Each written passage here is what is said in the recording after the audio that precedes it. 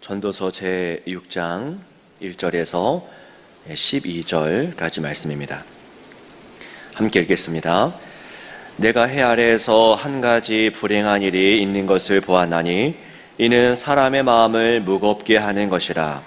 어떤 사람은 그의 영혼이 바라는 모든 소원에 부족함이 없어 재물과 부요와 존귀를 하나님께 받았으나 하나님께서 그가 그것을 누리도록 허락하지 아니하셨으므로 다른 사람이 누리나니 이것도 헛되어 악한 병이로다. 사람이 비록 100명의 자녀를 낳고 또 장수하여 사는 날이 많을지라도 그의 영혼은 그러한 행복으로 만족하지 못하고 또 그가 안장되지 못하면 나는 이르기를 낙퇴된 자가 그보다는 낫다 하나니 낙퇴된 자는 헛되이 왔다가 어두운 중에 가매 그의 이름이 어둠에 덮이니 햇빛도 보지 못하고 또 그것을 알지도 못하나 이가 그보다 더 평안함이라.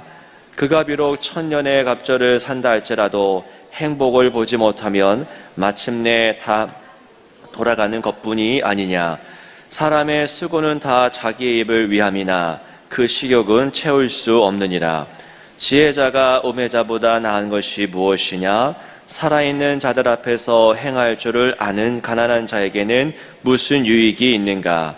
눈으로 보는 것이 마음으로 공상하는 것보다 나으나 이것도 헛되어 바람을 잡는 것이로다. 이미 있는 것은 무엇이든지 오래전부터 그의 이름이 이미 불린 바 되었으며 사람이 무엇인지도 이미 안 바 되었나니 자기보다 강한 자와는 능히 다툴 수 없느니라. 헛된 것을 더하게 하는 말은 일들이 있나니 그것들이 사람에게 무슨 유익이 있으랴. 헛된 생명의 모든 날을 그림자같이 보내는 일평생에 사람에게 무엇이 낙인지를 누가 알며 그 후에 해 아래서 무슨 일이 있을 것을 누가 능히 그에게 고하리요. 아멘. 아멘. 오늘도 이 교회와 각 가정에서 기도하는 모든 분들에게 주님이 만나주신 은혜가 가득 있기를 원합니다. 인생은 단 한 번입니다. 기독교가 말하는 인생은 처음이 있고 또 끝이 있고 또 태어남이 있고 또 죽음이 있습니다. 이 한 번의 삶을 어떻게 살아갈 것인가, 어떤 삶이 복 있는 삶인가 라고 하는 그 끊임없는 고민 앞에 우리가 살아가고 있는 것이죠. 하루에도 우리는 수십 번 또 수백 번 고민합니다. 선택 앞에서, 그 기로 앞에서 늘 고민합니다. 왜 선택을 할 때에 왜 고민을 할까요? 이 대학입니까? 저 대학입니까? 이 직장입니까? 저 직장입니까? 할 때에 우리는 왜 고민할까요? 왜냐하면 선택이 중요하기 때문인데, 선택에 따라 우리의 인생의 길이 달라지고 또 그 길에 따라 복됨이 달라진다고 여기기 때문입니다. 그리고 이 선택에 따라서 나타나는 그 길이 과연 내게 어떤 정도의 도움이 되는지 알지 못하기 때문입니다. 그러니까 저도 사역지, 대학교 3학년 때 처음으로 사역지를 나갔을 때에 두 개 교회가 끝까지 후보에 올랐었는데 어느 곳에 가서 전도사 사역을 해야 됩니까? 처음에 그 고민할 때에 엄청 힘이 들었습니다. 왜냐하면 어느 교회 가서 사역하는 것이 제게 도움이 되는지 알지 못하기 때문이죠. 우리는 선택을 합니다. 하지만 선택 이후의 세계는 우리가 알 수 없는 겁니다. 두 개 교회 있는 건 알아요. 그런데 그 선택 이후에 어떤 길이 펼쳐질지 저는 알지 못하는 겁니다. 그러니까 선택권만 허락되었지 선택으로 인한 결과까지 아는 것은 우리에게 허락되지 않았던 겁니다. 그래서 선택을 앞두고 고민이 되고 시간이 걸리는 겁니다. 선택의 결과까지 우리가 알았다면은 선택하면서 굳이 고민하지 않았을 겁니다. 자, 우리의 고민은 무엇이 복된 삶인가, 하나님 앞에서 어떤 것이 복된 삶인가라고 하는 것이죠. 자, 전도서는 우리의 선배입니다. 우리 인생의 선발대입니다. 먼저 경험을 해보고 우리에게 그것을 알려줍니다. 그러니까 무엇이 복된 삶인지, 어떠한 선택이 복된 삶을 위한 선택인지 우리에게 일러주는 것이죠. 먼저 이 전도서 기자는 오늘 본문에서 소유에 대해서 이야기합니다. 소유. 자, 2절의 말씀을 봅니다. 어떤 사람은 그의 영혼이 바라는 모든 소원에 부족함이 없어 재물과 부요와 존귀를 하나님께 받았으나 하나님께서 그가 그것을 누리도록 허락하지 아니하셨으므로 다른 사람이 누리나니 이것도 헛되어 악한 병이로다. 네, 2절은 먼저 소유에 대한 이야기인데요. 이 사람은 많은 것을 받았다는 것이죠. 재물과 부요 또 존귀를 하나님께로부터 받았습니다. 그런데 중요한 게 무엇입니까? 그 수많은 소유를 얻었지만 그것을 누리도록, 그것으로 만족을 하도록 허락되지는 않았다라는 겁니다. 그러니까 많은 것을 가졌는데 그것이 만족함까지 이어지지 않았다라는 것이죠. 즉 소유가 만족으로 이어지는 것은 아니라는 이야기입니다. 많이 가지면 저 사람 얼마나 만족스러울까, 우리의 상식인데 그렇지 않다더라. 소유가 곧 만족은 아니다라는 겁니다. 소유했으나 만족을 못할 수 있다는 것이죠. 즉 소유와 만족은 별개의 문제라는 것을 먼저 이야기합니다. 3절도 이 사실을 증언하는데요. 우리 3절은 한번 같이 한번 읽어보겠습니다. 시작. 사람이 비록 100명의 자녀를 낳고 또 장수하여 사는 날이 많을지라도 그의 영혼은 그런 행복으로 만족하지 못하고 또 그가 안장되지 못하면 나는 이르기를 낙퇴된 자가 그보다는 낫다 하나니. 네, 여기는 이제 자녀와 장수에 대해서 이야기하죠. 자녀가 많은 것, 또 장수하는 것, 이것은 이 당시에 복의 증거입니다.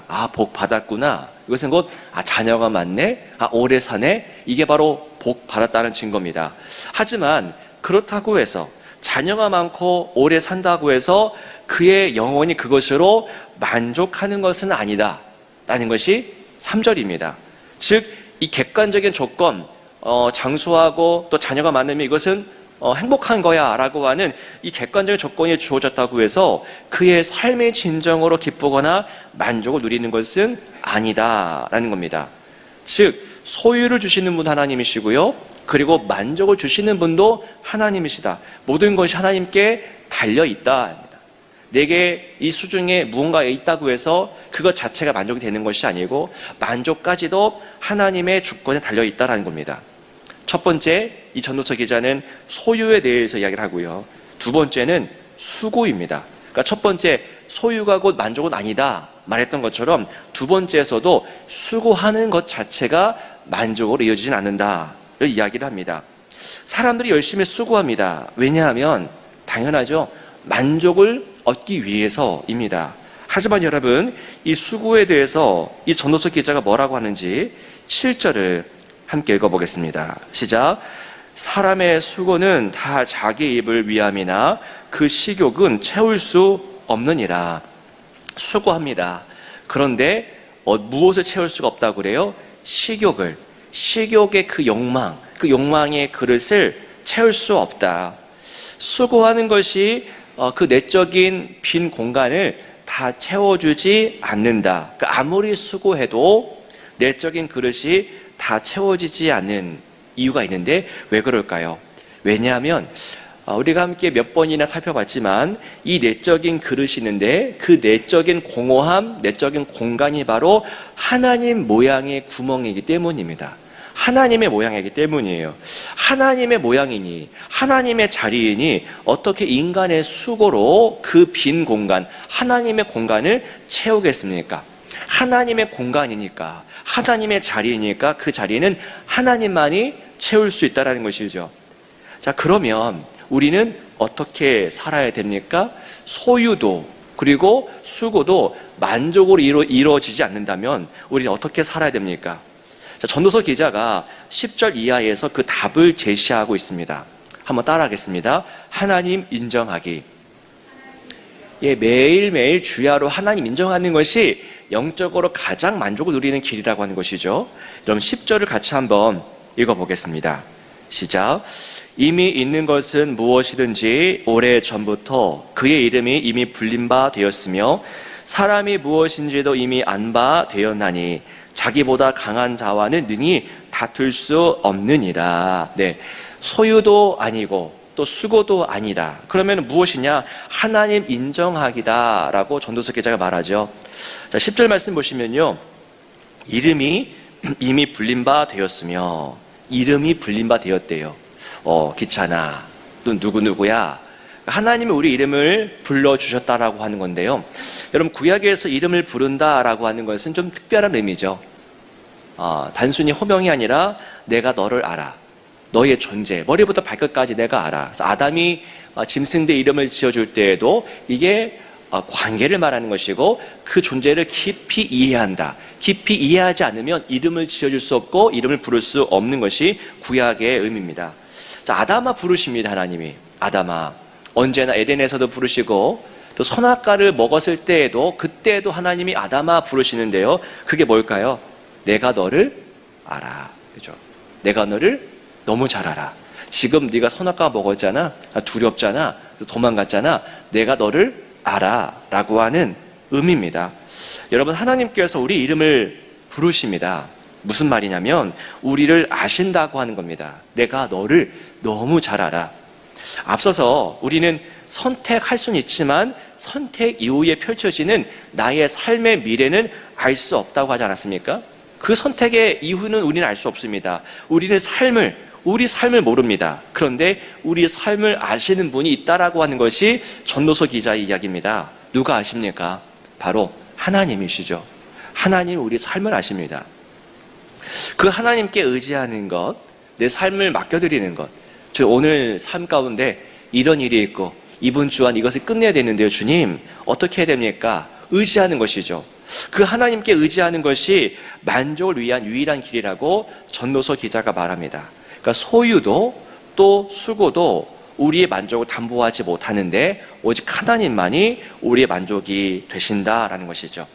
자, 10절 말씀 보면은 자기보다 강한 자와는 능히 다툴 수 없느니라. 강한 자와는 다툴 수 없다라는 이야기인데요. 이게 무슨 말이냐면 하나님을 상대로 한 다툼을 말하는 겁니다. 어떻게 하나님과 다툽니까? 하나님께 내가 욕한 적도 없고 돌을 던진 적도 없는데 어떻게 다툽니까? 말할 수 있을 겁니다. 그런 것이 아닙니다. 하나님과 다툰다고 하는 것은 여러분, 하나님을 인정하지 않는 겁니다.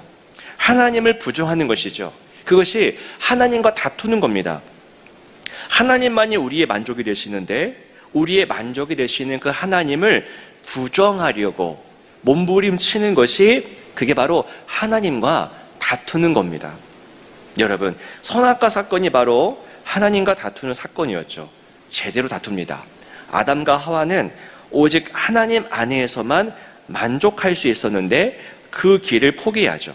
그 뱀의 유혹으로 인해서 하나님으로 만족하는 삶을 그 두 사람이 포기합니다. 이게 다투는 겁니다.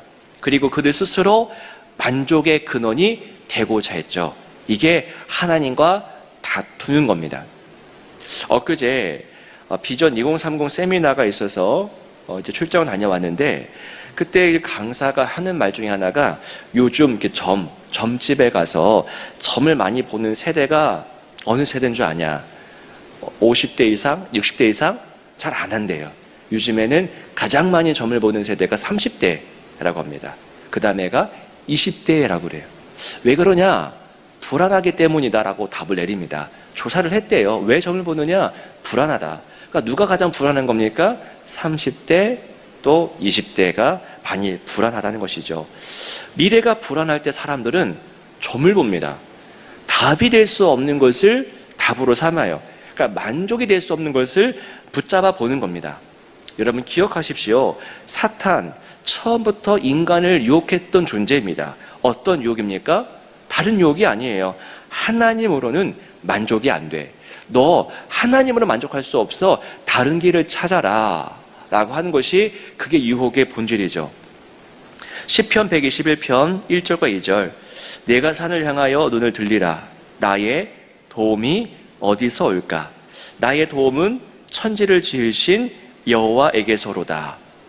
이게 전도서 기자의 결론이기도 합니다. 우리의 도움이 어디서 옵니까? 우리의 만족이 어디서 옵니까? 다른 곳이 아니라 천지를 지으신 여호와에게서로다. 오늘 말씀에 이미 이름이 불린 바 되었다라고 합니다. 하나님이 여기 계신 여러분 모두 또 가정에서 기도하는 모든 분들 이름을 다 아시고 부르십니다. 하나님이 우리 인생을 아십니다. 하나님께 여러분의 삶을 의탁드리는 것이 그게 만족을 위한 유일한 길이라고 전도서 기자가 말합니다. 이 말씀 그대로 우리가 주 앞에 서는 그날까지 늘 기억하며 하나님께 내 삶을 의탁하는 그런 복된 삶 되시기를 주의 이름으로 축원합니다. 기도하겠습니다. 하나님 아버지, 세상에 답이 될 수 없는 것을 답으로 삼고 만족이 될 수 없는 것을 붙잡아 보는 이 무지한 세대 속에서 우리를 구원하사 우리의 도움은 오직 여호와 하나님이신 것을 알며 고백하는 인생 되도록 나의 삶을 잘 아시는 하나님께 모든 것을 의탁할 수 있도록 우리의 삶을 인도하여 주옵소서. 주 예수 그리스도의 이름으로 간절히 기도하옵나이다. 아멘.